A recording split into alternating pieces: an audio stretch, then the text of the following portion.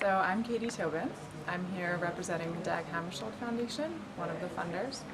And my main task here is to provide an overview of the post-2015 development agenda processes of the United Nations.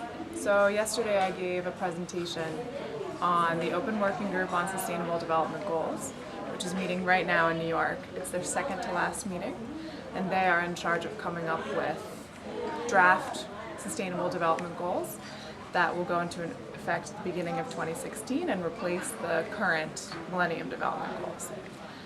So governments are currently discussing a lot of the issues that we're talking about, how to handle climate change on a global level. There's going to be a standalone goal on gender equality, so what should that look like? And then overall, how can we design a sustainable development agenda that's applicable to every country in the world? So three of the stickiest issues there are climate change.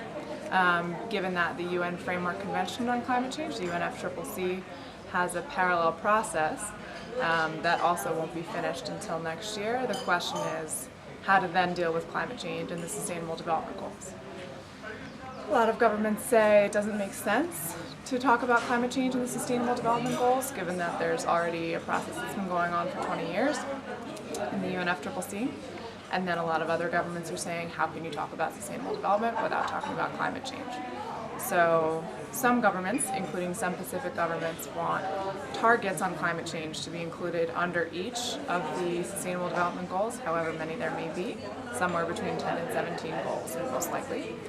And then some also want a standalone goal on climate change to say, acknowledging the ongoing process at the UNFCCC, this is still important. It's so important that it needs its own goal, in addition to its relevance for all the other sustainable development issues.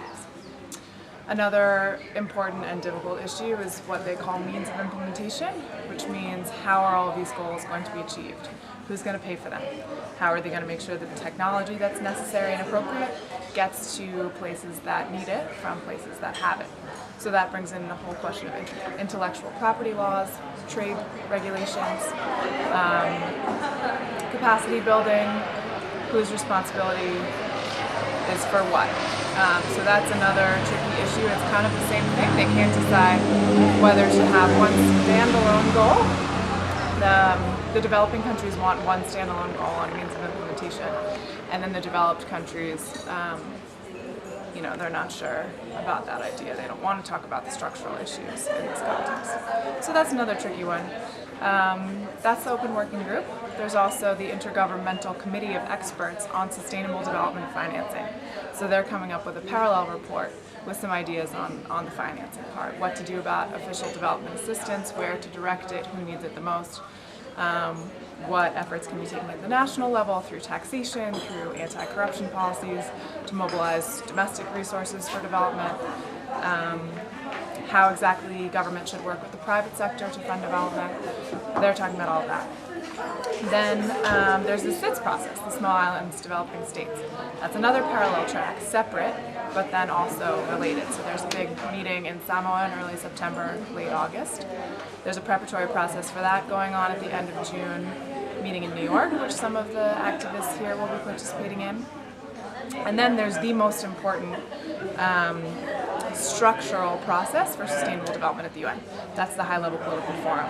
And its first actual substantive meeting will be held later this month and in early July in New York, with ministers and then with the high level in July.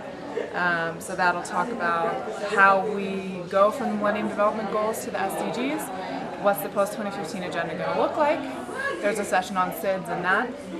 So that'll be an important thing for all of us here to keep track of as well as we track our issues. And then just finally, why are all these things happening at the UN important? Because Pacific governments and global governments, 193 of them, are in the process of figuring out what's going to be the global agenda for sustainable development. So Pacific governments are representing their constituencies here in these processes in New York. So what they're saying and how it relates to the realities on the ground is important, and it's important for Pacific civil society to track that so that they can then say to their government, thanks, I appreciate what you said there on ocean acidification, that's important. And how does that relate to your policies here? What are you going to do about it? Or, okay, you were pretty good on gender equality, but we want a little more specificity from you on disaster risk reduction. And we noticed that you said this, this, and this, and we would like to propose that you also mention, some additional details. So that's why it's important to know what the governments are saying, and then to make sure that the priorities that everyone here is working on really get into the discussions at the global level.